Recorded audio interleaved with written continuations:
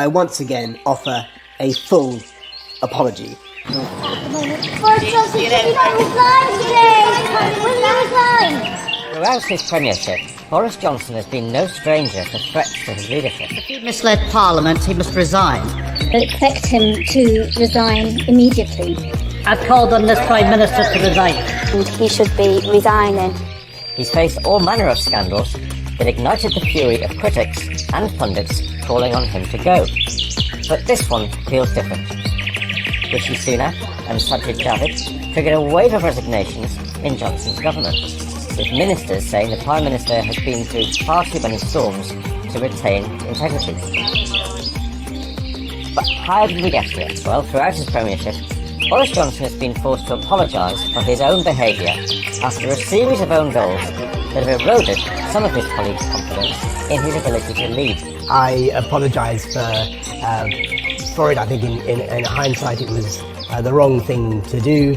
I apologise to everyone who's been badly affected. Until now, his ministers have always been prepared to give him another chance. But after a slew of resignations, patience with the Prime Minister is in short supply. Early on in his premiership, he was investigated by the Independent Office for Police Conduct over public funds that were paid to his former mistress, Jennifer R. Curie, while he was Mayor of London. Did you break the GLA code of conduct? No, and I've said I think everything I'm going to say on that matter. He avoided criminal charges, but the IOPC found that he should have declared an interest because of his relationship with the American. Many Tory MPs were furious when in May 2020, the Prime Minister refused to sack his chief aide, Dominic Cummings, over his infamous lockdown-busting trip to Barnard Castle, which put a huge dent in public support for the government. I think he followed the instincts of every father and every parent, and I do not mark him down for that. Particularly among those who had voted Tory for the first time in 2019. Another rule for you, Mr Cummings, and another rule for everybody else. Do you think you're above the law? It turned out, of course, that Mr Johnson hadn't been obeying lockdown rules either. At the end of 2021, stories began to emerge of parties taking place in Downing Street during lockdown, which Mr Johnson denied had ever happened. He ended up being fined by the police for attending one such party, and had to apologise to the Queen for the fact that his staff partied into the early hours on the night before Prince Philip's socially distanced funeral. Mr Johnson still faces a Standards Committee investigation into whether he lied to Parliament over Partygate, which could yet prove terminal for him. Partygate had been preceded by Wallpapergate, when the Prime Minister and his wife Carrie hired a high-end interior designer to redecorate the Downing Street flat at a reported cost of £112,000.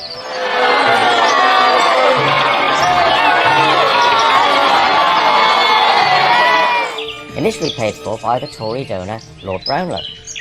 A scandal that was regarded by many Tory MPs as being even worse than Wallpapergate because it involved a vote in the Commons was the Owen Paterson affair, when Mr Johnson demanded that his MPs vote for an overhaul of the standard system rather than suspending Mr Paterson for breaking rules on paid lobbying. Just a day after he forced his MPs to dip their hands in the blood, Mr Johnson abandoned his stance and Mr Paterson resigned.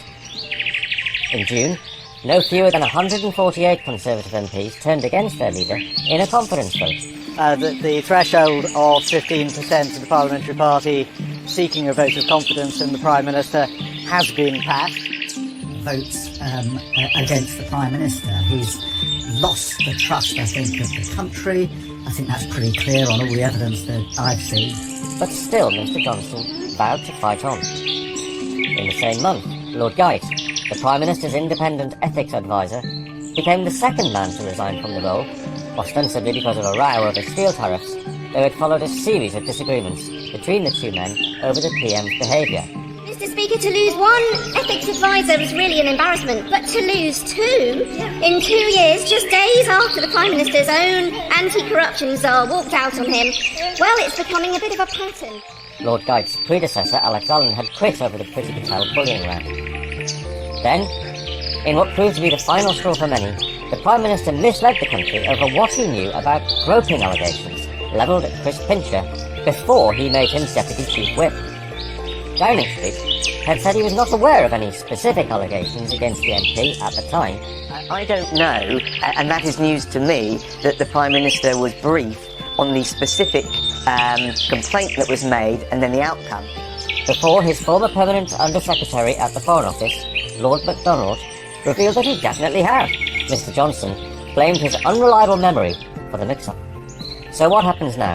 Well, Mr Johnson is determined to fight on, but his career may yet have suffered fatal damage from the high-level resignations from his government. The 1922 committee of Tory backbenchers, which is about to elect a new executive, could yet change its rules to allow another confidence vote in the Prime Minister before the 12-month grace period is up. And if that fails to happen, the biggest moment of danger is likely to come in the autumn, when the Standards Committee passes judgment on whether Mr Johnson lied to Parliament over Partygate. If the answer is yes, it would surely mean curtains for the PM, but not designer ones this time. Until now, Mr Johnson's most loyal supporters have argued that he is a man who has won elections time and time again, and that he is the only person who could lead the Tories to victory at the next election. They say he's a politician who reaches parts other politicians can't reach. Good afternoon. But that may no longer be true.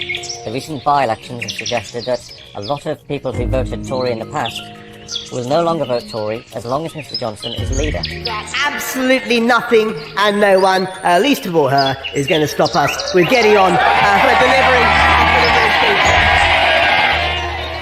The question for many Tories now is whether Mr Johnson remains an electoral asset or whether he's become an electoral liability.